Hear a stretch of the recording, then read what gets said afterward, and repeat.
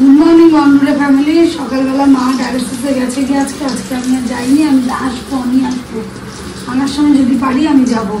যাই হোক, সোমা অর্ধেক রান্না করে দিয়েছে। আজকে আমার উঠতে অনেকটা লেট হয়ে গেছিলো।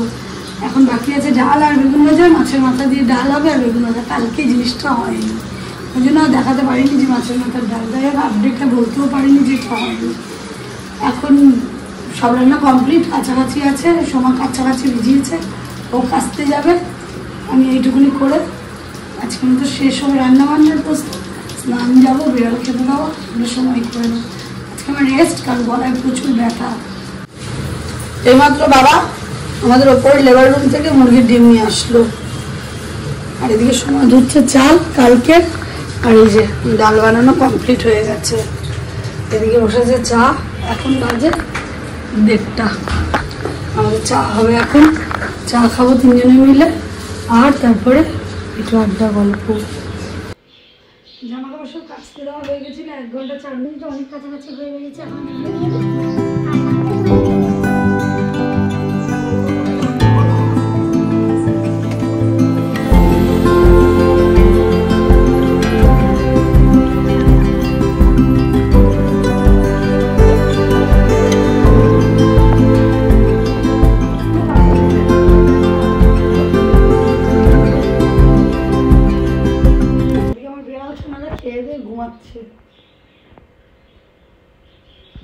এখন কি বলবো তোমাদের, তো আলাদা শুক্তো, এঁচোড় চিংড়ি, বেগুন ভাজা, পাতা বাটা, লাউ পাতার তরকারি, এই দুটো কি বলছিলে, মাছের মাথার ডাল, লাউ পাতার তরকারি, মাছ আর চাটনি, টমেটো পোড়া।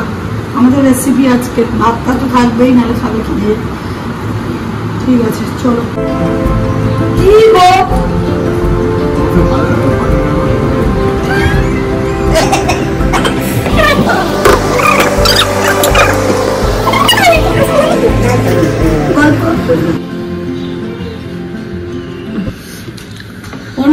মানে 4:10 আমি খেতে বসছি।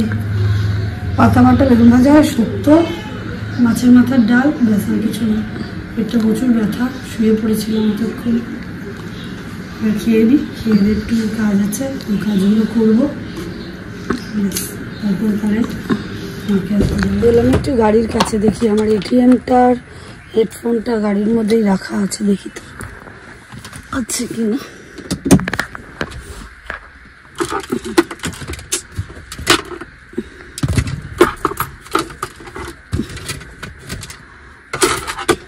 এবার যাবো বক ফুলগুলোকে পাড়তে।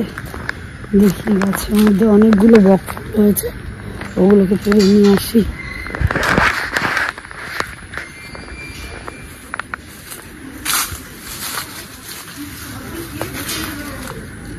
গ্যারেজে গেছিলাম, হেডফোনটা ছিল না। হেডফোনটা হয়ে গেছিল, রাখা ছিল গাড়িতে। না, মা এলে এই মাত্র। যাও, দেখা হবে।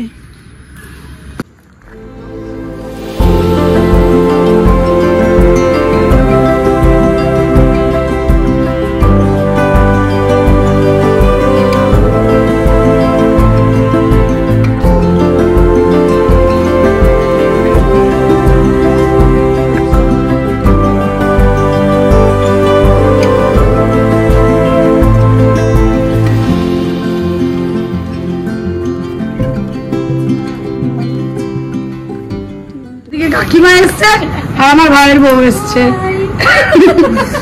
তো এখন আমরা সবাই মিলে গল্প করছি। আর মা আজকে ডায়ালিসিস করে এসছে। মা হাতটা দেখিয়ে দাও। না, তুমি বাই করো না, তোমার হাত নাড়িও না। যাই হোক, মা আজকে ডায়ালিসিস করে এসছে। এখন আমরা সবাই মিলে গল্প করছি। ওরা বলছে চা খেয়েছে। এখন দেখি একটু জল জিরা চা হাতেই বাই করে দিই। ও বা হাতেই বাই করে দিচ্ছি, করার নেই বেশি না। ওই যে মা কাকি। তো এখন দেখি কি খাবে না খাবে, একটুখানি দেখি খাবার দাবারে কিছু।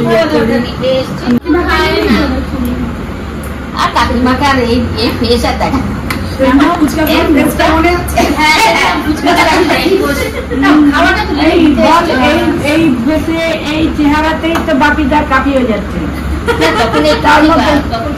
মোটা হয়ে গিয়ে বলতে পারি এখন কি ফেলে দিয়েছে তোমাকে? তাহলে এগুলি আরো ফেলে দিলে ও ভুগবে। রাত বাজে 11টা। এখন মা বাবা খাওয়া হয়ে গেছে, মা খাচ্ছে। আর আমার ছেলে এখনো বাড়ি আসেনি, ও গেছে ফটোশুট করতে জোকা। ও আগে বাড়ি আসুক, তারপরে ও এখন শিয়ালদা ঢুকছে, কখন আসে দেখি। ও আসলে তারপরে একবারে খাওয়া দাওয়া করবো আমরা একসাথেই।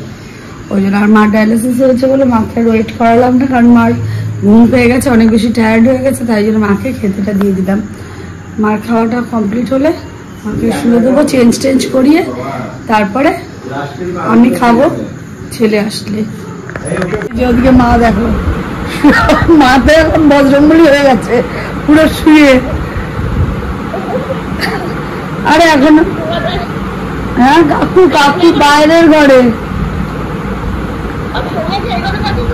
না আমি ওখানে যাব ছেলে আসলে। আমার এখন বসে শুনেছি, দাঁড়া মাকে দেখবো, দাঁড়া এই না কথা বলবো। 45 এখন। হ্যাঁ সেটাই, আমি আর বাবা দুজন মিলে যাচ্ছি ছেলেকে আনতে মণ্ডপ থেকে। শিগগিরই আমি গাড়ি চালানো শিখবো, লরি চালানো শিখবো, বাস চালানো শিখবো। ও যেখানে থাকবে আমি ওখান থেকে ওকে নিয়ে চলে আসবো। রাস্তার অবস্থা, আর ওইদিকে পুরো শূন্য, শুধু চারিদিকে পতাকা ঝুলছে। জয়রাম, হ্যাঁ রামনবমী পতাকা, আমিও বলি জয়রাম। যাই হোক, রাত্রির এখন 1:05, এখন আমাদের খাওয়ার সময় হয়েছে। এই যে ছেলের বিরিয়ানি, এই যে আমার ডাল, রুটি, বেগুন ভাজা। এখন খাওয়া দাওয়াটা করে নিই, দিয়ে তাড়াতাড়ি শুয়ে পড়ি। আজকের মতন যদি ব্লগটা ভালো লেগে থাকে তো do like, comment, share and subscribe. Good night.